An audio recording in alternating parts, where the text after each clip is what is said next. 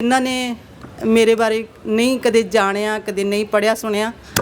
ਮੈਂ ਉਹਨਾਂ ਨੂੰ ਦੱਸਦੀ ਹਾਂ ਕਿ ਮੇਰੀਆਂ 9 ਕਿਤਾਬਾਂ ਛਪੀਆਂ ਨੇ, ਜਿਹਦੇ ਵਿੱਚ 5 ਗਜ਼ਲਾਂ ਦੀਆਂ, 3 ਨਜ਼ਮਾਂ ਦੀਆਂ ਤੇ 1 ਗੀਤਾਂ ਦੀ ਕਿਤਾਬ ਆ। ਔਰ ਇਹਨਾਂ 9 ਕਿਤਾਬਾਂ ਤੱਕ ਪਹੁੰਚਣ ਲਈ, ਇੱਥੋਂ ਤੱਕ ਦੇ ਜਿਹੜਾ ਮੇਰਾ ਸਫ਼ਰ ਆ, ਉਹਦੇ ਲਈ ਜੋ ਘਾਲਣਾ ਮੈਨੂੰ ਘਾਲੀ ਪਈ ਜਾਂ ਜਿਹੜੇ ਸੰਘਰਸ਼ 'ਚੋਂ ਮੈਨੂੰ ਲੰਘਣਾ ਪਿਆ, ਉਹ ਇੱਕ ਬਹੁਤ ਦਿਲਚਸਪ ਤੇ ਤੁਹਾਡੇ ਲਈ ਇੱਕ ਪ੍ਰੇਰਨਾਦਾਇਕ ਕਹਾਣੀ ਮੈਂ ਕਹੂੰਗੀ ਕਹਾਣੀ ਆ। ਭਾਵੇਂ ਉਹਦੇ ਪਿੱਛੇ ਬਹੁਤ ਹੰਝੂ ਲੁਕੇ ਹੋਇਆ ਕਿ ਸਾਡੇ ਸਮਾਜ ਦੇ ਵਿੱਚ ਜਿਹੜੀ ਸਾਡੀ ਔਰਤ ਆ, ਉਹ ਭਾਵੇਂ ਸਾਡੀ ਕੁੱਲ ਆਬਾਦੀ ਦਾ ਅੱਧ ਆ, ਪਰ ਉਹ ਫਿਰ ਵੀ ਇੱਕ ਦੁਜੈਲਾ ਤੇ ਇੱਕ ਗੁਲਾਮੀ ਵਾਲਾ ਇੱਕ ਉਹਦਾ ਜਿਹੜਾ ਸਫ਼ਰ ਆ ਜ਼ਿੰਦਗੀ ਦਾ, ਉਹ ਬਹੁਤ ਅਪਮਾਨਜਨਕ ਆ ਸਾਡੇ ਸਮਾਜ ਦੇ ਵਿੱਚ।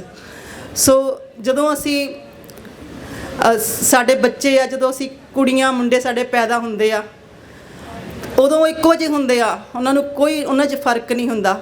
ਪਰ ਜਦੋਂ ਉਹਨਾਂ ਦੀ ਪਾਲਣਾ ਪੋਸ਼ਣਾ ਸ਼ੁਰੂ ਹੁੰਦੀ ਆ ਤਾਂ ਸਾਡੇ ਮਾਪੇ ਸਾਨੂੰ ਸਮਝਾਉਣ ਲੱਗ ਜਾਂਦੇ ਆ। ਕੁੜੀਆਂ ਨੂੰ ਜਦੋਂ ਸੁਰਤ ਸੰਭਾਲਣ ਲੱਗਦੀਆਂ, ਕਹਿਣ ਲੱਗਦੇ ਆ ਕਿ ਬਾਹਰ ਸਮਾਜ ਦੀ ਜੋ ਸਾਡੇ ਦੀ ਕੁਰੂਪਤਾ ਹੈ, ਤਾਂ ਉਹਦੇ ਬਾਰੇ ਦੱਸਣ ਲੱਗ ਜਾਂਦੇ ਆ ਕਿ ਕੁੜੀਆਂ ਨੂੰ ਇਉਂ ਨਹੀਂ ਰਹਿਣਾ ਚਾਹੀਦਾ, ਕੱਪੜੇ ਇਹੋ ਜਿਹੇ ਨਹੀਂ ਪਾਉਣੇ ਚਾਹੀਦੇ, ਇੱਦਾਂ ਲੁੱਕ ਕੇ ਰਹਿਣਾ, ਸਿਰ ਢੱਕ ਕੇ ਰੱਖਣਾ, ਉੱਚੀ ਨਹੀਂ ਬੋਲਣਾ, ਉੱਚੀ ਨਹੀਂ ਹੱਸਣਾ। ਔਰ ਜਿਹੜੇ ਇਸ ਤਰ੍ਹਾਂ ਕੁੜੀ ਕਮਜ਼ੋਰ ਹੁੰਦੀ ਜਾਂਦੀ ਆ, ਦਬਦੀ ਜਾਂਦੀ ਆ, ਔਰ ਬਚਪਨ ਤੋਂ ਹੀ ਉਹ ਸਮਾਜ ਤੋਂ ਔਰ ਪੁਰਸ਼ਾਂ ਦੀ ਦੁਨੀਆ ਤੋਂ ਡਰਨ ਤ੍ਰਹਿਣ ਲੱਗ ਜਾਂਦੀ ਆ। ਔਰ ਜਿਹੜੇ ਮੁੰਡੇ ਹੁੰਦੇ ਆ, ਉਹਨਾਂ ਨੂੰ ਇਦੋਂ ਉਲਟ ਮਾਹੌਲ ਮਿਲਦਾ, ਉਹਨਾਂ ਨੂੰ ਹਮੇਸ਼ਾ ਸ਼ਾਬਾਸ਼ ਤੇ ਚੜ੍ਹਦੀ ਕਲਾ 'ਚ ਰਹਿਣ ਲਈ ਔਰ ਹਰੇਕ ਦੁੱਖ ਦਾ ਡਟ ਕੇ ਮੁਕਾਬਲਾ ਕਰਨ ਲਈ। ਔਰ ਇਸ ਤਰ੍ਹਾਂ ਉਹ ਜਿਹੜੇ ਪੁਰਸ਼ ਜਿਹੜੇ ਮੁੰਡੇ ਹੁੰਦੇ ਆ ਵੱਡੇ ਹੋ ਕੇ, ਉਹ ਬਹੁਤ ਉਹਨਾਂ ਦਾ ਜਿਹੜਾ ਸੁਭਾਅ ਹੁੰਦਾ, ਉਹ ਦਬਦਬੇ ਵਾਲਾ ਹੁੰਦਾ, ਔਰ ਕੁੜੀਆਂ ਦਾ ਉਹ ਸਾਰਾ ਕੁਝ ਜਰਨ ਲਈ ਤਿਆਰ ਹੋ ਜਾਂਦੀਆਂ ਕਿ ਸਾਨੂੰ ਇਹ ਸਾਰਾ ਕੁਝ ਸਹਿਣਾ ਹੀ ਪੈਂਦਾ ਕਿਉਂਕਿ ਅਸੀਂ ਕੁੜੀਆਂ।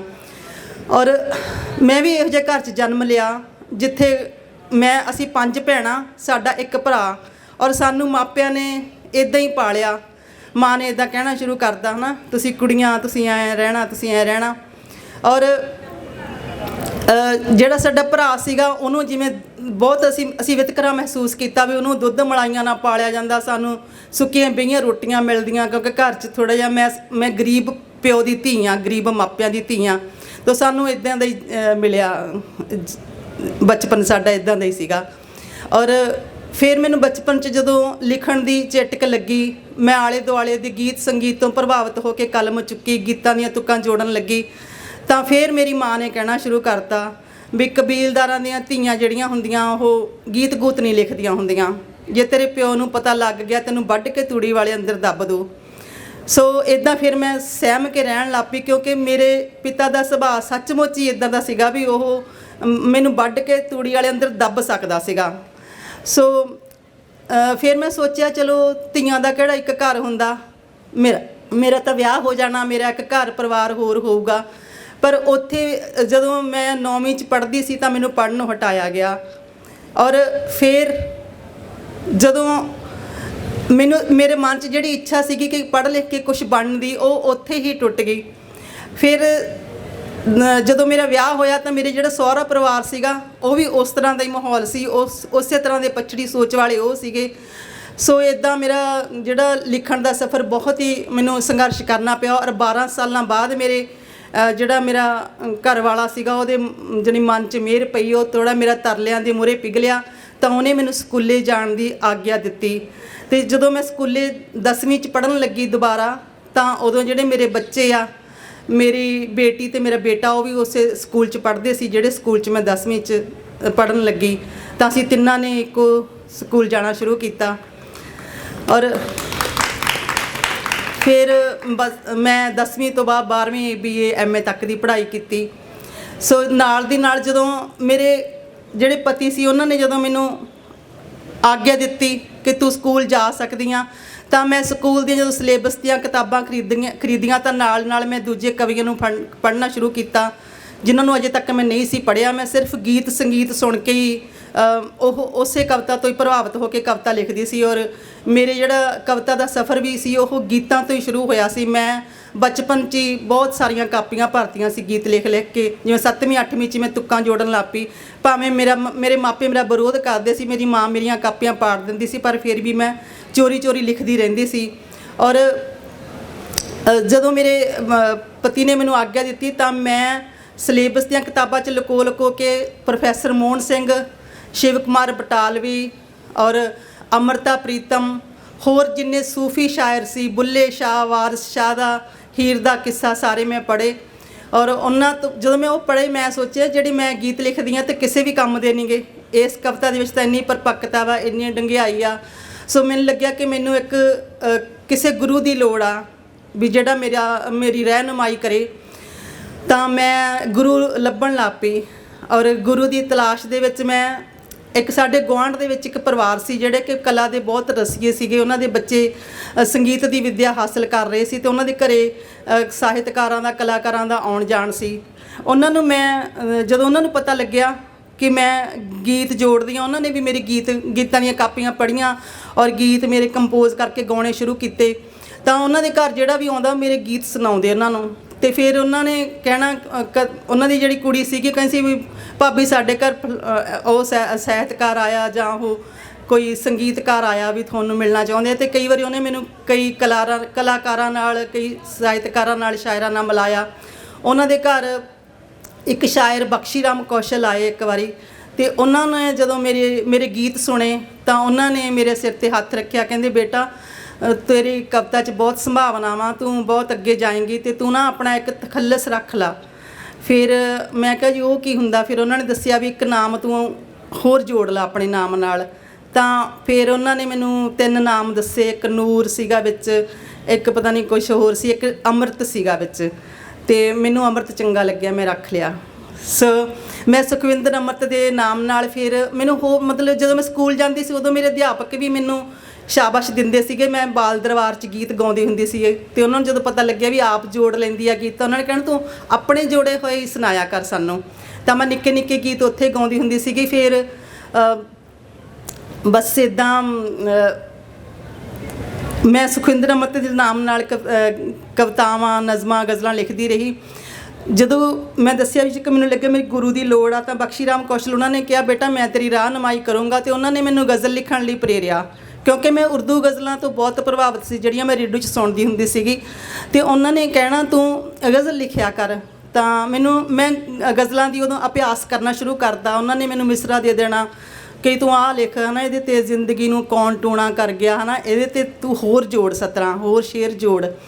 ਤਾਂ ਮੈਂ ਜੋੜੀ ਜਾਣੇ, ਪਰ ਮੈਨੂੰ ਲੱਗਣਾ ਵੀ ਇਹਨਾਂ 'ਚ ਉਹ ਜਿਹੜਾ ਉਰਦੂ ਗਜ਼ਲਾਂ ਵਾਲਾ ਜਿਹੜਾ ਇੱਕ ਖਿੱਚ ਆ, ਜਿਹੜਾ ਇੱਕ ਟੂਣਾ ਵਾ, ਉਹ ਇਹਨਾਂ 'ਚ ਤਾਂ ਆਉਂਦਾ ਨਹੀਂ ਹੈਗਾ ਮੇਰੇ ਸ਼ੇਰਾਂ 'ਚ ਵੀ। ਫਿਰ ਉਦੋਂ ਮੈਨੂੰ ਆਪਣੇ ਗੀਤ ਚੰਗੇ ਲੱਗਦੇ ਹੁੰਦੇ ਸੀਗੇ। ਮੈਂ ਕਹਿਣਾ ਨਹੀਂ ਗਜ਼ਲ ਲਿਖ ਕੇ ਮੈਨੂੰ ਨਾ ਚੰਗਾ ਨਹੀਂ ਲੱਗਦਾ। ਪਰ ਫਿਰ ਜਦੋਂ ਮੈਂ ਪੰਜਾਬੀ ਗਜ਼ਲਾਂ ਪੜ੍ਹੀਆਂ, ਜੋ ਸੁਰਜੀਤ ਪਾਤਰ ਜੀ ਦੀ ਕਿਤਾਬ ਹਵਾ ਵਿੱਚ ਲਿਖੇ ਹਰਫ ਪੜ੍ਹੀ ਤਾਂ ਫਿਰ ਮੈਨੂੰ ਲੱਗਿਆ ਕਿ ਨਹੀਂ ਵੀ ਪੰਜਾਬੀ 'ਚ ਵੀ ਸੋਹਣੀ ਗਜ਼ਲ, ਸ਼ਿੱਦਤ ਵਾਲੀ ਗਜ਼ਲ ਲਿਖੀ ਜਾ ਸਕਦੀ ਹੈ, ਇੰਨੀ ਪਿਆਰੀ ਗਜ਼ਲ। ਅਤੇ ਮੈਂ ਫਿਰ ਮੇਰਾ ਜਿਹੜਾ ਝੁਕਾਅ ਸੀ ਉਹ ਗਜ਼ਲਾਂ ਵੱਲ ਨੂੰ ਹੋਇਆ। ਔਰ ਮੈਂ ਇੰਨੀਆਂ ਗਜ਼ਲਾਂ ਲਿਖੀਆਂ ਉਸ ਤੋਂ ਬਾਅਦ, ਉਸ ਕਿਤਾਬ ਨੂੰ ਪੜ੍ਹਨ ਤੋਂ ਬਾਅਦ, ਕਿ ਮੈਂ 2-4 ਮਹੀਨੇ ਦੇ ਵਿੱਚ ਹੀ ਸੈਂਕੜੇ ਗਜ਼ਲਾਂ ਲਿਖ ਲਈਆਂ। ਦਿਨ ਰਾਤ ਮੈਂ ਗਜ਼ਲ ਹੀ ਲਿਖੀ ਜਾਂਦੀ ਰਹਿੰਦੀ ਸੀਗੀ। ਤਾਂ ਮੈਂ ਰਾਤ ਨੂੰ ਸੌਂਦੀ ਵੀ ਨਹੀਂ ਸੀਗੀ, ਮੈਂ ਅੱਧੀ ਰਾਤ ਉੱਠ ਕੇ ਆਪਣੀ ਕਾਪੀ ਲੈ ਕੇ ਬੈਠ ਜਾਣਾ। ਔਰ ਫਿਰ ਜਿਹੜੀਆਂ ਮੇਰੀਆਂ ਪਹਿਲੀਆਂ 2 ਕਿਤਾਬਾਂ ਸੀ ਉਹ ਗਜ਼ਲਾਂ ਦੀਆਂ ਹੀ ਆਈਆਂ, ਸੂਰਜ ਦੀ ਦਹਲੀਜ਼ ਅਤੇ ਚਿਰਾਗਾਂ ਦੀ ਡਾਰ। ਉਸ ਤੋਂ ਬਾਅਦ ਨਜ਼ਮਾਂ ਦੀ ਕਿਤਾਬ ਕਣੀਆਂ ਆਈ। ਸੋ ਇਸ ਤਰ੍ਹਾਂ ਹੌਲੀ ਹੌਲੀ ਮੇਰਾ ਜਿਹੜਾ ਕਵਿਤਾ ਦਾ ਸਫ਼ਰ ਸੀਗਾ ਜਾਰੀ ਰਿਹਾ। ਮੈਂ ਬਹੁਤੀਆਂ ਗੱਲਾਂ ਨਹੀਂ ਮੈਂ ਕਰਨਾ ਚਾਹੁੰਦੀ ਤੁਹਾਡੇ ਨਾਲ। ਮੈਂ ਖੁਦ ਨੂੰ ਇੱਕ ਨਜ਼ਮ ਸੁਣਾਉਣਾ ਚਾਹੁੰਦੀ ਹਾਂ ਜਿਹੜੀ ਕਿ ਮੇਰੀ ਜ਼ਿੰਦਗੀ ਦੇ ਜਿਹੜਾ ਮੇਰਾ ਸੰਘਰਸ਼ ਸੀ, ਜਾਂ ਜਿਹੜਾ ਮੇਰਾ ਬਚਪਨ 'ਚ ਜਿਹੜਾ ਮੇਰਾ ਘਰਦਿਆਂ ਦਾ ਮਾਹੌਲ ਸੀਗਾ, ਉਹਦੀ ਤੁਹਾਨੂੰ ਥੋੜ੍ਹੀ ਜਿਹੀ ਸਮਝ ਲੱਗ ਜੂਗੀ। ਸੋ ਹੁਣ ਮਾਂ ਕਵਿਤਾ ਮੈਂ ਸੁਣਾ ਰਹੀ ਹਾਂ ਤੁਹਾਨੂੰ ਕਿ ਹੁਣ ਮਾਂ ਬੁੱਢੀ ਹੋ ਗਈ ਹੈ, ਐਨਕ ਦੇ ਮੋਟੇ ਸ਼ੀਸ਼ਿਆਂ ਪਿੱਛੇ ਲੁਕੋ ਲਈਆਂ ਨੇ ਉਸਨੇ ਆਪਣੀਆਂ ਸੁਪਨਹੀਣ ਅੱਖਾਂ। ਪਤਾ ਨਹੀਂ ਕਿਉਂ ਅੱਜ ਮੈਨੂੰ ਮਾਂ ਦੀ ਜਵਾਨੀ ਬਹੁਤ ਯਾਦ ਆ ਰਹੀ ਹੈ। ਸ਼ੀਸ਼ੇ ਮੂਹਰੇ ਖੜ ਕੇ ਲੰਮੀ ਗੁੱਤ ਗੁੰਦਦੀ ਮਾਂ ਦਾ ਸ਼ਨੀਲ ਦਾ ਮੋਤੀਆਂ ਵਾਲਾ ਸੂਟ, ਤਿੱਲੇ ਵਾਲੀ ਜੁੱਤੀ ਤੇ ਛਣ ਛਣ ਕਰਦੀਆਂ ਝਾਂਜਰਾਂ। ਯਾਦ ਆ ਰਹੀ ਹੈ ਸ਼ਰਾਬੀ ਪਿਓ ਦੇ ਲਲਕਾਰਿਆਂ ਤੋਂ ਸਹਿਮੀ ਮਲੂਕ ਜਿਹੀ ਮਾਂ, ਤੇ ਸਭ ਤੋਂ ਵੱਧ ਯਾਦ ਆ ਰਹੀ ਹੈ ਮਾਂ ਦੀ ਗੀਤਾਂ ਵਾਲੀ ਕਾਪੀ, ਜਿਸ ਨੂੰ ਮਾਂ ਬਹੁਤ ਸੰਭਾਲ ਕੇ ਰੱਖਦੀ ਸੀ। ਪਰ ਹੌਲੀ ਹੌਲੀ ਵਧਣ ਲੱਗੀ ਮਾਂ ਦੇ ਗੀਤਾਂ ਵਾਲੀ ਕਾਪੀ ਨਹੀਂ, ਮਾਂ ਦੀ ਕਬੀਲਦਾਰੀ ਤੇ ਚਿੰਤਾ। ਹੋਰ ਉੱਚੀਆਂ ਹੋਣ ਲੱਗੀਆਂ ਪਿਓ ਦੀਆਂ ਬੜਕਾਂ, ਵਿਹੜੇ ਵਿੱਚ ਫਿਰਦੀਆਂ ਅਣਸੱਦੀਆਂ ਪ੍ਰਾਹੁਣੀਆਂ ਵਰਗੀਆਂ ਧੀਆਂ ਨੂੰ ਦੇਖ ਦੇਖ ਕੇ। ਹੌਲੀ ਹੌਲੀ ਕਮਲਾਉਣ ਲੱਗੀ ਮਾਂ ਦੀ ਮਮਤਾ, ਹੌਲੀ ਹੌਲੀ ਪਥਰਾਉਣ ਲੱਗੇ ਮਾਂ ਦੇ ਚਾਅ, ਰੁਲਣ ਲੱਗੀ ਮਾਂ ਦੀ ਗੀਤਾਂ ਵਾਲੀ ਕਾਪੀ, ਬਿਖਰਨ ਲੱਗੀਆਂ ਗੀਤਾਂ ਦੀਆਂ ਸਤਰਾਂ। ਤੋੜ ਦਿੱਤੀਆਂ ਮੇਰੇ ਅੜਬ ਪਿਓ ਨੇ ਮਾਂ ਦੀ ਮਲੂਕ ਵੀਣੀ 'ਚੋਂ ਕੱਚ ਦੀਆਂ ਵੰਗਾਂ। ਬਿਖਰ ਗਏ ਜ਼ਿੰਦਗੀ ਦੇ ਰੋੜਾਂ ਵਾਲੇ ਰਾਹ ਵਿੱਚ ਝਾਂਜਰਾਂ ਦੇ ਬੋਰ। ਮੰਗਤੀ ਨੂੰ ਦਾਨ ਕਰ ਦਿੱਤਾ ਮਾਂ ਨੇ ਮੋਤੀਆਂ ਵਾਲਾ ਸੂਟ। ਫਿਰ ਮੈਂ ਕਦੇ ਨਹੀਂ ਤੱਕਿਆ ਮਾਂ ਨੂੰ ਕੱਜਲੇ ਦੀ ਧਾਰ ਪਾਉਂਦਿਆਂ, ਫਿਰ ਕਦੇ ਯਾਦ ਨਹੀਂ ਆਈ ਮਾਂ ਨੂੰ ਗੀਤਾਂ ਵਾਲੀ ਕਾਪੀ। ਹੁਣ ਮਾਂ ਵਿਹੜੇ ਵਿੱਚ ਮੰਜੇ ਤੇ ਬੈਠੀ ਡੌਰ ਭੌਰ ਝਾਕਦੀ ਰਹਿੰਦੀ ਹੈ ਸੁੰਨੇ ਦਰਵਾਜ਼ੇ ਵੱਲ। ਆਸ ਕਰਦੀ ਹੈ ਉਸ ਦੀ ਕੋਈ ਧੀ ਸਹੁਰਿਆਂ ਤੋਂ ਆਵੇ, ਆ ਕੇ ਉਸ ਦੇ ਗਲ ਨੂੰ ਲਿਪਟ ਜਾਵੇ, ਉਸ ਦੇ ਅਥਰੂ ਪੂੰਝੇ ਤੇ ਜ਼ਖਮਾਂ ਤੇ ਦਲਾਸੇ ਦੀ ਮੱਲ ਮਿਲਾਵੇ ਜਿਨ੍ਹਾਂ ਤੇ ਅਜੇ ਅੰਗੂਰ ਨਹੀਂ ਆਇਆ। ਪਰ ਨਹੀਂ, ਮੈਂ ਮਾਂ ਦੇ ਦੁੱਖਾਂ ਬਾਰੇ ਸੋਚ ਕੇ ਭਾਵੁਕ ਨਹੀਂ ਹੋਣਾ, ਨਹੀਂ ਉਸ ਨੂੰ ਘੁੱਟ ਕੇ ਮਿਲਣਾ, ਨਹੀਂ ਉਸ ਦੇ ਗਲ ਲੱਗ ਕੇ ਰੋਣਾ, ਨਹੀਂ ਕਰਨੀ ਉਸ ਕਮਜ਼ੋਰ ਔਰਤ ਨਾਲ ਹਮਦਰਦੀ ਜੋ ਆਪਣੇ ਸੁਪਨਿਆਂ ਨੂੰ ਟੁੱਟਣੋਂ ਨਾ ਬਚਾ ਸਕੀ, ਜੋ ਆਪਣੀ ਜਵਾਨੀ ਨੂੰ ਹੱਸ ਕੇ ਨਾ ਹੰਢਾ ਸਕੀ, ਜਿਸ ਦੀ ਲੰਮੀ ਗੁੱਤ ਮੇਰੇ ਪਿਓ ਨੇ 1000 ਵਾਰ ਪੁੱਟੀ, ਜਿਸ ਦੀ ਹਰ ਸੱਦਰ ਸੀਨੇ ਵਿੱਚ ਤੜਕ ਕਰਕੇ ਟੁੱਟੀ, ਜੋ ਗੋਰੀਆਂ ਗੱਲਾਂ ਦੇ ਨੀਲ ਘੁੰਡ ਵਿੱਚ ਛਪਾਉਂਦੀ ਰਹੀ ਤੇ ਸ਼ਰਾਬੀ ਪਤੀ ਦੇ ਜ਼ੁਲਮਾਂ ਤੇ ਸਦਾ ਪਰਦੇ ਪਾਉਂਦੀ ਰਹੀ, ਜਿਸ ਦੇ ਹੋਠਾਂ ਤੇ ਕਦੇ ਵੀ ਦਿਲ ਦੀ ਆਵਾਜ਼ ਨਾ ਆਈ, ਜਿਸ ਨੇ ਆਪਣੇ ਮਨਪਸੰਦ ਗੀਤ ਦੀ ਇੱਕ ਵੀ ਸਤਰ ਨਾ ਗਾਈ। ਨਹੀਂ, ਮੈਂ ਭਾਵਕ ਨਹੀਂ ਹੋਣਾ, ਨਹੀਂ ਜਾਣਾ ਉਸ ਦੇ ਅਥਰੂ ਪੂੰਝਣ, ਮੈਨੂੰ ਕਾਇਰਤਾ ਨਾਲ ਕੋਈ ਹਮਦਰਦੀ ਨਹੀਂ। ਪਰ ਸ਼ਾਇਦ ਮੈਂ ਆਪਣੀ ਮਾਂ ਦੀ ਕਾਇਰਤਾ ਤੋਂ ਹੀ ਸਿੱਖਿਆ ਹੈ ਕਿ ਕਾਇਰ ਹੋਣਾ ਗੁਨਾਹ ਹੈ। ਪਰ ਸ਼ਾਇਦ ਮੈਂ ਆਪਣੀ ਮਾਂ ਦੀ ਕਾਇਰਤਾ ਤੋਂ ਹੀ ਸਿੱਖਿਆ ਹੈ ਕਿ ਕਾਇਰ ਹੋਣਾ ਗੁਨਾਹ ਹੈ। ਗੁਨਾਹ ਹੈ ਆਪਣੀਆਂ ਹੁਸੀਨ ਸੱਦਰਾਂ ਤੇ ਹੁਸੀਨ ਗੀਤਾਂ ਨੂੰ ਭੁੱਲ ਜਾਣਾ, ਮਹਿਜ਼ ਰੋਟੀ ਦੇ ਟੁਕੜਿਆਂ ਖਾਤਰ ਹੀਰੇ ਜਿਹੀ ਜਿੰਦ ਦਾ ਤੁੱਲ ਜਾਣਾ। ਗੁਨਾਹ ਹੈ ਆਪਣੀ ਸੋਹਣੀ ਗੁੱਤ ਨੂੰ ਪਿਆਰਹੀਣ ਹੱਥਾਂ ਵਿੱਚ ਬਿਖਰ ਜਾਣ ਦੇਣਾ, ਸੰਧੂਰ ਨਾਲ ਲਿਬੜੀ ਹੋਈ ਬਰਛੀ ਨੂੰ ਸੀਨੇ ਵਿੱਚ ਉਤਰ ਜਾਣ ਦੇਣਾ। ਗੁਨਾਹ ਹੈ ਮੱਥੇ ਤੇ ਲੱਗੀ ਬਿੰਦੀ ਦੇ ਦਾਇਰੇ ਵਿੱਚ ਸਿਮਟ ਜਾਣਾ, ਸੂਹੀ ਫੁਲਕਾਰੀ ਵਿੱਚ ਲਾਸ਼ ਬਣ ਕੇ ਲਿਪਟ ਜਾਣਾ। ਤੇ ਮੇਰੀਆਂ ਆਂਦਰਾਂ 'ਚੋਂ ਮਾਂ ਦਾ ਦੁੱਧ ਉਬਾਲੇ ਖਾਣ ਲੱਗਦਾ ਹੈ। ਮੈਂ ਤੁਰ ਪੈਂਦੀ ਹਾਂ ਮਾਂ ਦੇ ਵਿਹੜੇ ਵੱਲ, ਕਲਾਵੇ ਵਿੱਚ ਲੈਂਦੀ ਹਾਂ ਉਸ ਦੀ ਕਮਲਾ ਚੁੱਕੀ ਕਾਇਆ, ਪੂੰਝਦੀ ਹਾਂ ਅੱਖਾਂ ਦੇ ਟੋਇਆਂ 'ਚੋਂ ਡੱਬ ਡਬਾਉਂਦੇ ਹੰਝੂ, ਭਾਲਦੀ ਹਾਂ ਉਸ ਦੀ ਰੂਹ 'ਚੋਂ ਚਿਰਾਂ ਦੇ ਗੁਆਚੇ ਗੀਤ, ਤੇ ਲਿਖਦੀ ਹਾਂ ਇਹਨਾਂ ਗੀਤਾਂ ਨੂੰ ਨਵੇਂ ਸਿਰਿਓਂ ਆਪਣੀ ਕਾਪੀ ਤੇ। ਇਹ ਪਿਆਰ ਨਾਲ ਸੁਲਗਦੇ ਹੋਏ ਅੰਗਿਆਰਿਆਂ ਵਰਗੇ ਗੀਤ ਆਪਣੇ ਪਿਓ ਦੇ ਉਹਨਾਂ ਪਿਆਰਹੀਣ ਹੱਥਾਂ ਵਿੱਚ ਰੱਖਣੇ ਚਾਹੁੰਦੀ ਹਾਂ ਮੈਂ, ਜਿਨ੍ਹਾਂ ਨੇ ਖੋਹ ਲਈ ਸੀ ਮੇਰੀ ਮਾਂ ਤੋਂ ਗੀਤਾਂ ਵਾਲੀ ਕਾਪੀ, ਜਿਨ੍ਹਾਂ ਨੇ ਖੋਹ ਲਈ ਸੀ ਮੇਰੀ ਮਾਂ ਤੋਂ ਗੀਤਾਂ ਵਾਲੀ ਕਾਪੀ। ਇੱਕ ਨਜ਼ਮ ਮੈਂ ਤੁਹਾਨੂੰ ਹੋਰ ਸੁਣਾਉਣੀ ਆ, ਛੋਟੀ ਨਜ਼ਮ ਆ, ਇਹ ਥੋੜੀ ਲੰਬੀ ਸੀ, ਜਿਹੜੀ ਕਿ ਆਪਣੀ ਬੇਟੀ ਨੂੰ ਮੈਂ ਮੁਖਾਤਬ ਹੋ ਕੇ ਲਿਖੀ ਸੀ। ਸਬਕ ਉਹਦਾ ਨਾਮ ਆ ਮੇਰੀ ਨੰਨੀ ਬੱਚੀ।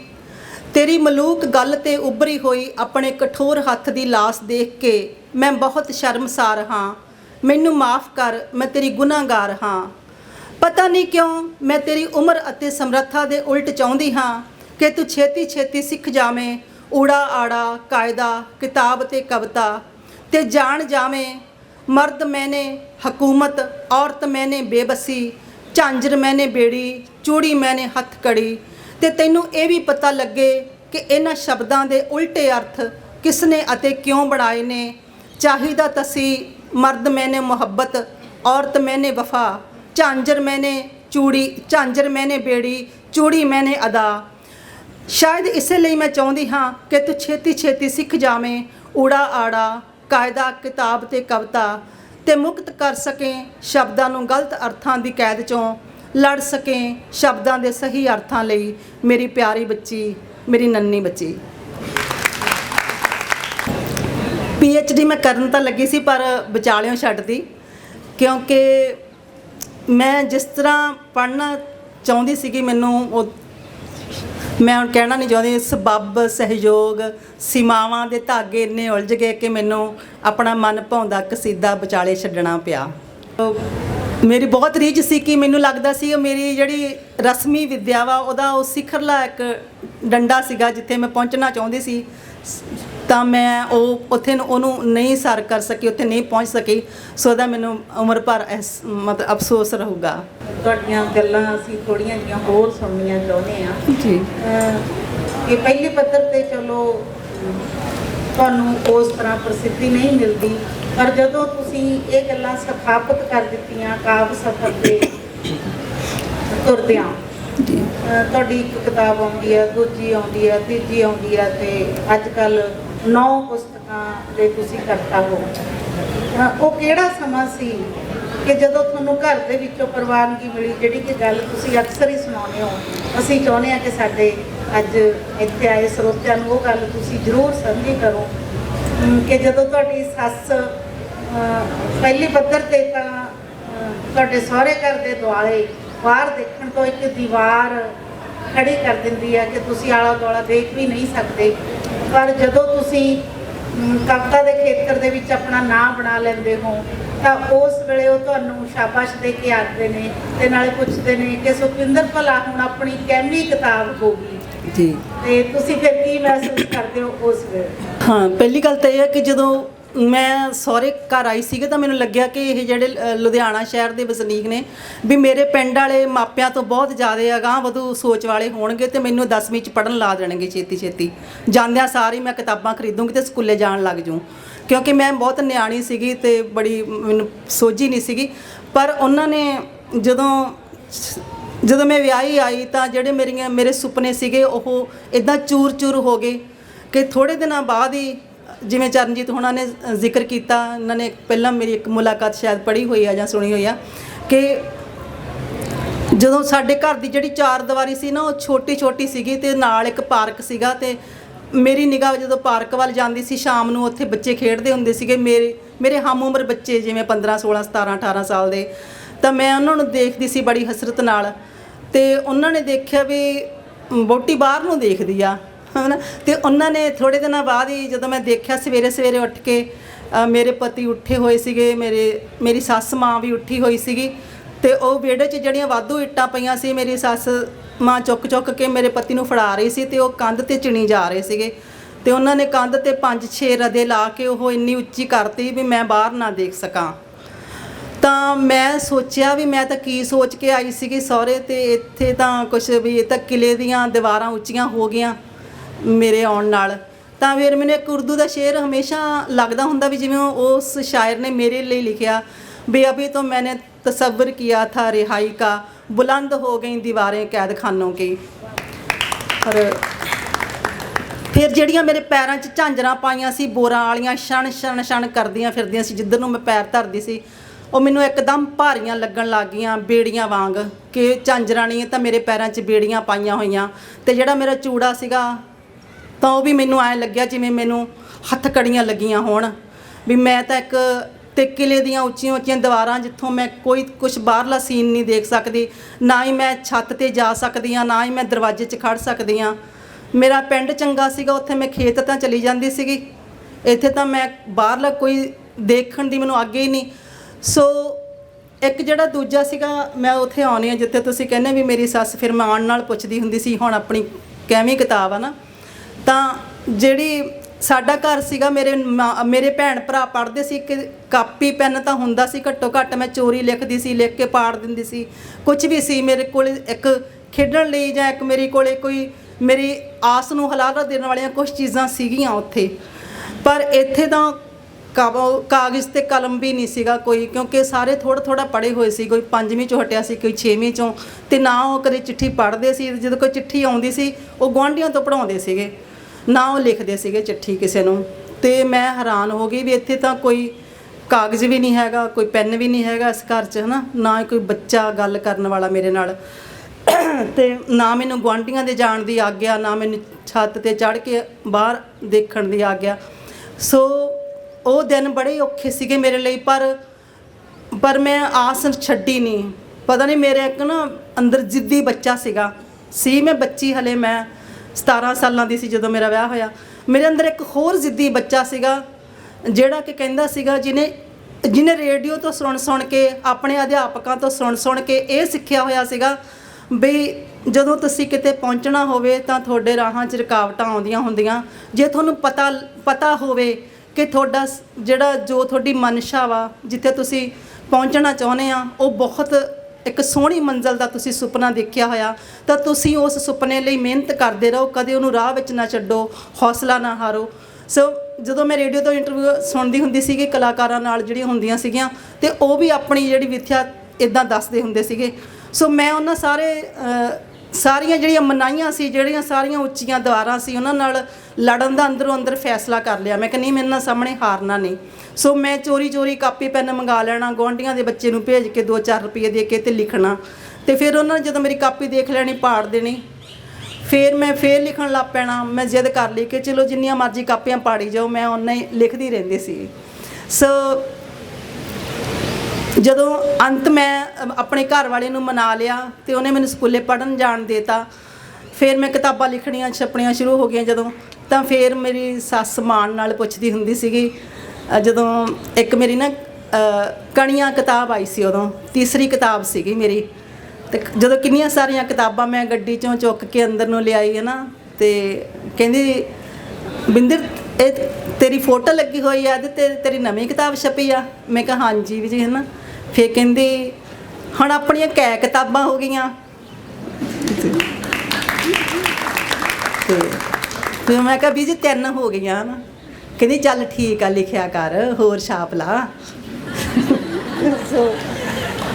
ਫਿਰ ਨਾ ਉਹਨੇ ਦਰਵਾਜ਼ੇ, ਫਿਰ ਜਦੋਂ ਮੈਂ ਥੋੜ੍ਹੀ ਜਿਹੀ ਜਾਣੀ ਕਿ ਬਾਹਰ ਅੰਦਰ ਆਉਣ ਜਾਣ ਲੱਗ ਗਈ, ਛਪਣ ਲੱਗ ਗਈ ਅਖਬਾਰਾਂ ਮੈਗਜ਼ੀਨਾਂ 'ਚ, ਲੋਕ ਮੈਨੂੰ ਚਿੱਠੀਆਂ ਪਾਉਣ ਲੱਗ ਗਏ, ਘਰੇ ਕਿਤਾਬਾਂ ਮੈਗਜ਼ੀਨ ਆਉਣ ਲੱਗ ਪਏ, ਹੈ ਨਾ। ਰੋਜ਼ ਮੇਰੇ ਡਾਕ ਦੇ ਵਿੱਚ ਕੁਛ ਨਾ ਕੁਛ ਹੁੰਦਾ, ਤਾਂ ਡਾਕੀਆ ਫੜਾ ਕੇ ਜਾਂਦਾ, ਤੇ ਉਹਨੇ ਜਿੰਨਾ ਚਿਰ ਡਾਕੀਆ ਨਾ ਆਉਣਾ, ਬਾਹਰ ਹੀ ਘਰ ਦੇ ਦਰਵਾਜ਼ੇ ਮੂਹਰੇ ਕੁਰਸੀ ਢਾਹ ਕੇ ਬੈਠੀ ਰਹਿਣਾ। ਤੇ ਜੇ ਕਿਸੇ ਨੇ ਕਹਿਣਾ ਬੀਬੀ ਹਾਂ ਕਿੱਦਾਂ ਬੈਠੀਆਂ ਨਾ, ਲੰਘਦੇ ਟੱਪਦੇ ਨੇ ਪੁੱਛਣਾ, ਫਿਰ ਕਹਿਣਾ ਕੁੜੇ ਡਾਕੀਆ ਨਹੀਂ ਆਇਆ ਹਲੇ, ਮੈਂ ਤਾਂ ਡਾਕ ਲੈ ਕੇ ਅੰਦਰ ਜਾਂਦੀ ਹਾਂ, ਤੈਨੂੰ ਪਤਾ ਸਾਡੀ ਬਹੂ ਦੀਆਂ ਰੋਜ਼ ਕਿੰਨੀਆਂ ਚਿੱਠੀਆਂ ਆਉਂਦੀਆਂ। ਜਿਹੜੀ ਮਤਲਬ ਚਿੱਠੀ ਪੜ੍ਹਨ ਸੁਣਨ ਦੀ ਕਦੇ ਆਗਿਆ ਨਹੀਂ ਹੁੰਦੀ ਕੁੜੀਆਂ ਨੂੰ ਉਹਨਾਂ ਸਮਿਆਂ ਦੇ ਵਿੱਚ। ਨਾ ਮਾਂ ਪਿਓ ਵੀ, ਜੇ ਉਹਨਾਂ ਨੂੰ ਪਤਾ ਲੱਗ ਜਾਵੇ ਕਿਸੇ ਨੂੰ ਚਿੱਠੀ ਲਿਖਦੀ ਆ ਜਾਂ ਇਹਨੂੰ ਕਿਸੇ ਦੀ ਚਿੱਠੀ ਆਉਂਦੀ ਆ, ਤਾਂ ਉਹਨਾਂ ਨੂੰ ਲੱਗਦਾ ਸੀ ਪਤਾ ਨਹੀਂ ਕਿੱਡਾ ਵੱਡਾ ਮਤਲਬ ਇੱਦਾਂ ਝੰਜਟ ਖੜਾ ਹੋ ਗਿਆ ਵੀ ਸਾਡੀ ਤਾਂ ਹੁਣ ਬਦਨਾਮੀ ਹੋ ਜੂ, ਪਤਾ ਨਹੀਂ ਕਿਹਦੀ ਚਿੱਠੀ ਆ ਗਈ। ਉਹੀ ਸੱਸ, ਉਹੀ ਪਰਿਵਾਰ ਮੇਰੀਆਂ ਚਿੱਠੀਆਂ 'ਤੇ ਮਾਣ ਕਰਨ ਲੱਗ ਗਏ। ਸੋ ਇਹ ਮੇਰੇ ਪਾਠਕਾਂ ਦਾ ਪਿਆਰ ਆ।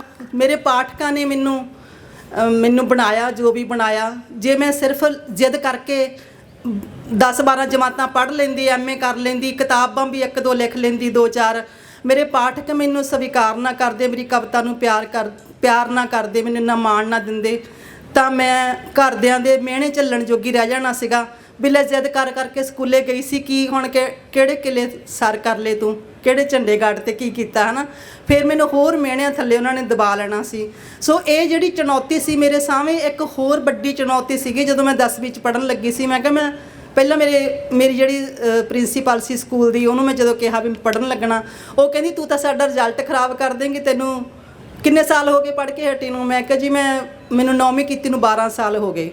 ਕਹਿੰਦੀ ਲੈ ਹੁਣ ਤੈਨੂੰ ਕਿੱਥੇ ਕੁਛ ਯਾਦ ਹੋਣਾ, ਤੂੰ ਗੌਰਮੈਂਟ ਸਕੂਲ 'ਚ ਪਤਾ ਨਹੀਂ ਕੀ ਪੜ੍ਹਿਆ ਹੋਣਾ, ਕੀ ਪੜ੍ਹਾਇਆ ਹੋਣਾ ਉਹਨਾਂ ਨੇ, ਹੁਣ ਤਾਂ ਤੂੰ ਭੁੱਲ ਗਈ ਹੋਣੀ ਆ, ਤੇ ਸਾਡਾ ਤਾਂ ਰਿਜ਼ਲਟ ਖਰਾਬ ਹੋ ਜੂ। ਉਹਨਾਂ ਦਾ ਪ੍ਰਾਈਵੇਟ ਸਕੂਲ ਸੀ, ਹੈ ਨਾ।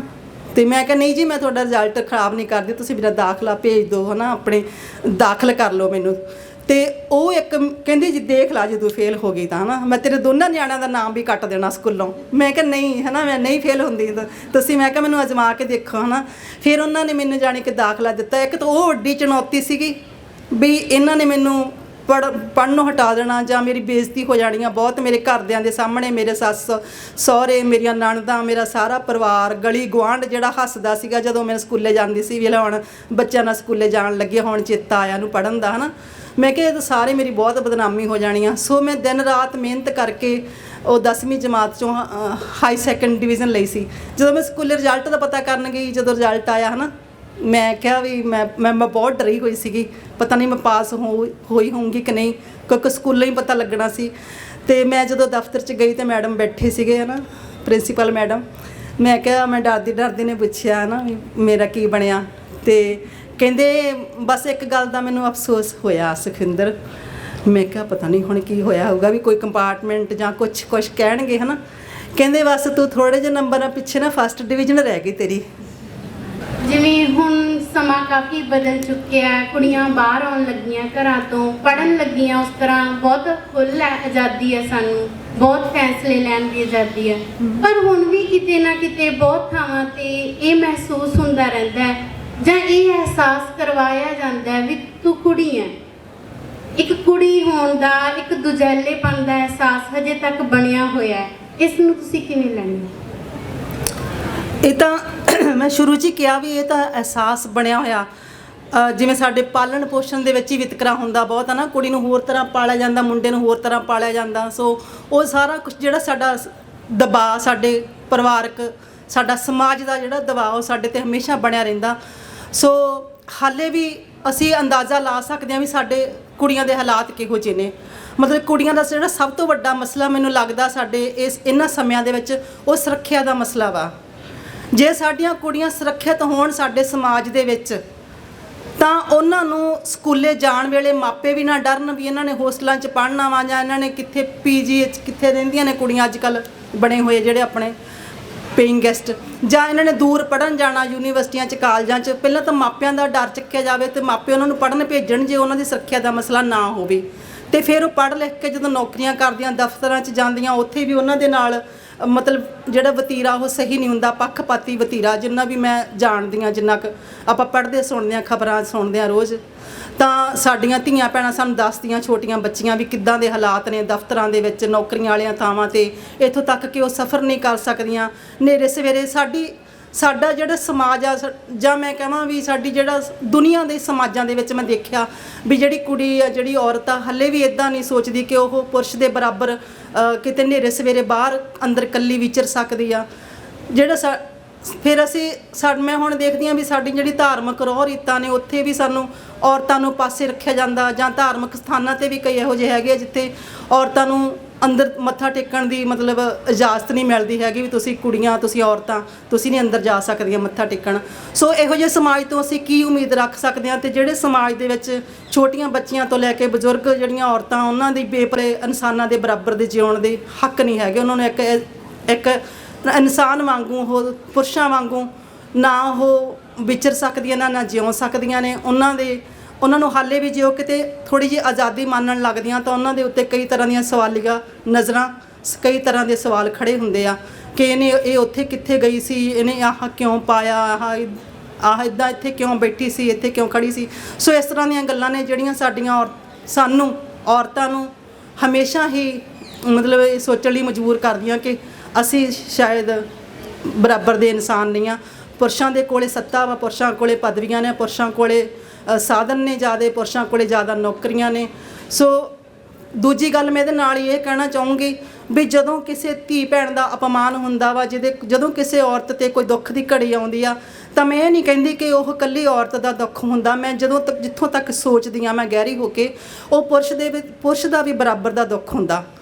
ਜਿਹੜਾ ਉਹਦਾ ਭਰਾ ਹੁੰਦਾ, ਜਿਹੜਾ ਉਹਦਾ ਪਿਤਾ ਹੁੰਦਾ, ਜਿਹੜਾ ਉਹਦਾ ਪਤੀ ਜਾਂ ਪ੍ਰੇਮੀ, ਦੋਸਤ, ਜੋ ਵੀ ਆ ਉਹਦੇ ਨਾਲ ਸੰਬੰਧਿਤ ਜਿਹੜਾ ਪੁਰਸ਼ ਹੁੰਦਾ, ਉਹ ਵੀ ਉਨਾ ਹੀ ਦੁਖੀ ਹੁੰਦਾ।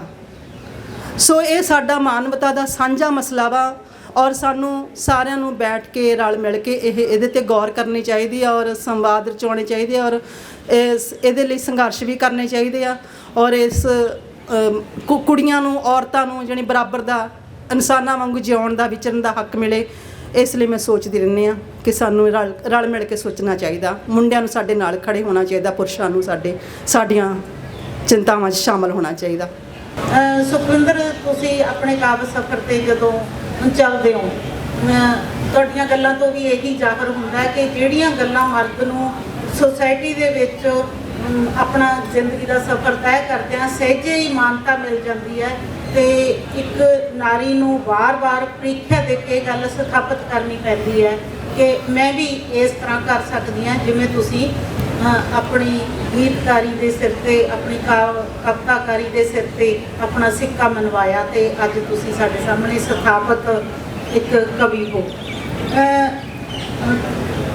ਅਕਸਰ ਹੀ ਅਸੀਂ ਸੁਸਾਇਟੀ ਦੇ ਵਿੱਚ ਇੱਕ ਕਹਿੰਦੇ ਆ, ਜਦੋਂ ਅਸੀਂ ਅਸ਼ਲੀਲ ਗਾਇਕੀ ਦੀ ਗੱਲ ਕਰਦੇ ਹਾਂ ਤੇ ਸਾਨੂੰ ਲੱਗਦਾ ਕਿ ਜੇ ਔਰਤਾਂ ਇਸ ਖੇਤਰ ਦੇ ਵਿੱਚ ਆਉਣ, ਗੀਤਕਾਰੀ ਦੇ ਵਿੱਚ ਆਉਣ, ਲਿਖਣ ਵੱਲ ਖਾਸ ਕਰਕੇ, ਤੇ ਸਾਨੂੰ ਲੱਗਦਾ ਹੈ ਕਿ ਇਸ ਚੀਜ਼ ਨੂੰ ਠੱਲ ਪੈ ਸਕਦੀ ਹੈ। ਤੇ ਤੁਸੀਂ ਇੱਕ ਉਹ ਕਵੀ ਹੋ ਗਏ ਜਿਨ੍ਹਾਂ ਨੇ ਗੀਤ ਲਿਖੇ, ਜਾਂ ਆਪਾਂ ਕਹਿ ਲਈਏ ਕਿ ਸ਼ੁਰੂਆਤ ਹੀ ਤੁਹਾਡੇ ਗੀਤਾਂ ਤੋਂ ਹੋਈ, ਤੁਸੀਂ ਗੀਤ ਜੋੜਦੇ ਸੀ ਤੇ ਉਸ ਤੋਂ ਪਿੱਛੋਂ ਤੁਸੀਂ ਗਜ਼ਲ ਵੱਲ ਆ ਗਏ ਤੇ ਫਿਰ ਖੁੱਲੀ ਕਵਿਤਾ ਵੱਲ ਆ ਗਏ ਤੇ ਨੀਲਿਆ ਮੋਰਾ ਦੇ ਵਿੱਚ ਜਾ ਕੇ ਤੁਸੀਂ ਮੁੜ ਜਿਹੜੇ ਸਾਡੇ ਲੋਕ ਕਾਵਿ ਰੂਪ ਨੇ ਉਹਨਾਂ ਨੂੰ ਨਵੇਂ ਸਿਰਿਓਂ ਸਮਝ ਲਓ ਸਿਰਜਣ ਦਾ ਯਤਨ ਵੀ ਕੀਤਾ। ਤੇ ਉਸ ਦੇ ਵਿੱਚ ਇੱਕ ਤੁਹਾਡੀ ਉਹ ਜਿਹੜੀ ਹੈਗੀ ਆ ਬੜੀ ਸੋਹਣੀ ਮੈਨੂੰ ਤੁਹਾਡੀ ਰਚਨਾ ਯਾਦ ਆ ਰਹੀ ਹੈ, ਘੜਿਆਂ 'ਚ ਭਰਨਾ ਹੋਵੇ ਨੀ ਇਹ ਬਾਰਿਸ਼ਾਂ ਦਾ ਪਾਣੀ, ਵਿੱਚ ਤੁਹਾਡੀ ਮੁਹੱਬਤ ਦੀ ਵੀ ਗੱਲ ਹੈ। ਤੇ ਉਹ ਜੇ ਤੁਸੀਂ ਨਾਲੇ ਤਾਂ ਸਾਡੇ ਨਾਲ ਸਾਂਝੀ ਕਰੋ, ਨਾਲੇ ਦੀ ਸਿਰਜਣ ਪ੍ਰਕਿਰਿਆ ਬਾਰੇ ਵੀ ਗੱਲ ਕਰੋ ਤੇ ਪੂਰੀ ਦੀ ਪੂਰੀ ਇਹ ਜਿਹੜੀ ਇਹ ਗੀਤ ਹੈ, ਲਫ਼ਜ਼ਾਂ ਤੋਂ ਪਾਰ ਹੋਈ ਮੇਰੇ ਇਸ਼ਕ ਦੀ ਕਹਾਣੀ, ਘੜਿਆਂ 'ਚ ਭਰਨਾ ਹੋਵੇ ਨੀ ਇਹ ਬਾਰਿਸ਼ਾਂ ਦਾ ਪਾਣੀ, ਪੌਣਾ ਤੋਂ ਵੱਧ ਬਾਗੀ ਨੀ ਇਹ ਤਾਰਿਆਂ ਤੋਂ ਉੱਚਾ, ਇਹ ਤਾਂ ਖਾਕ ਨਾਲੋਂ ਨੀਵਾਂ, ਇਹ ਤਾਂ ਨੀਰ ਨਾਲੋਂ ਸੁੱਚਾ, ਇਹ ਤਾਂ ਤੇਜ ਅਗਨੀਆਂ ਦਾ, ਇਹ ਤਾਂ ਸੂਰਜਾਂ ਦਾ ਹਾਣੀ, ਘੜਿਆਂ 'ਚ ਭਰਨਾ ਹੋਵੇ ਨੀ ਇਹ ਬਾਰਿਸ਼ਾਂ ਦਾ ਪਾਣੀ, ਸੀਨੇ 'ਚ ਇਹਦੇ ਸੱਚ ਹੈ, ਮੱਥੇ 'ਚ ਹੈ ਫਕੀਰੀ, ਅਰਦਲ 'ਚ ਬਾਦਸ਼ਾਹੀ, ਕਦਮਾਂ 'ਚ ਹੈ ਵਜ਼ੀਰੀ, ਕੰਨਾਂ 'ਚ ਮੁੰਦਰਾਂ ਨੇ ਗਲ ਬਿਰਹੜੇ ਦੀ ਗਾਨੀ, ਘੜਿਆਂ 'ਚ ਭਰਨਾ ਹੋਵੇ ਨੀ ਇਹ ਬਾਰਿਸ਼ਾਂ ਦਾ ਪਾਣੀ। ਨਾ ਤਾਂ ਇਲਮ ਦੇ ਤਕਾਜ਼ੇ, ਨਾ ਹੀ ਮਜ਼ਹਬ ਦੀ ਮੁਥਾਜੀ, ਨਾ ਹੀ ਜਾਤ ਪਾਤ ਪੁੱਛਦਾ, ਨਾ ਇਹ ਰੀਤ ਦਾ ਲਿਹਾਜੀ, ਠੱਲੀ ਨਾ ਜਾਏ ਲੋਕੋ ਇਹਦੀ ਅਥਰੀ ਰਵਾਨੀ, ਲਫ਼ਜ਼ਾਂ 'ਚ ਭਰਨਾ ਹੋਵੇ ਨੀ ਇਹ ਘੜਿਆਂ ਦਾ ਪਾਣੀ, ਘੜਿਆਂ 'ਚ ਭਰਨਾ ਹੋਵੇ ਨੀ ਇਹ ਬਾਰਿਸ਼ਾਂ ਦਾ ਪਾਣੀ। ਇਹਦੇ ਰੰਗ ਨੇ ਅਨੇਕਾਂ, ਅੱਜ ਤੇਗ ਕੱਲ ਨੂੰ ਮਾਲਾ, ਇਹਦੇ ਰੂਪ ਨੇ ਹਜ਼ਾਰਾਂ, ਹੁਣ ਨੀਰ ਹੁਣ ਜਵਾਲਾ, ਪੁੱਛੋ ਤਾਂ ਇਹਦੀ ਗਾਥਾ, ਤਵਾਰੀਖ ਦੀ ਜ਼ੁਬਾਨੀ, ਘੜਿਆਂ 'ਚ ਭਰਨਾ ਹੋਵੇ ਨੀ ਇਹ ਬਾਰਿਸ਼ਾਂ ਦਾ ਪਾਣੀ। ਬਹੁਤ ਬਹੁਤ ਧੰਨਵਾਦ।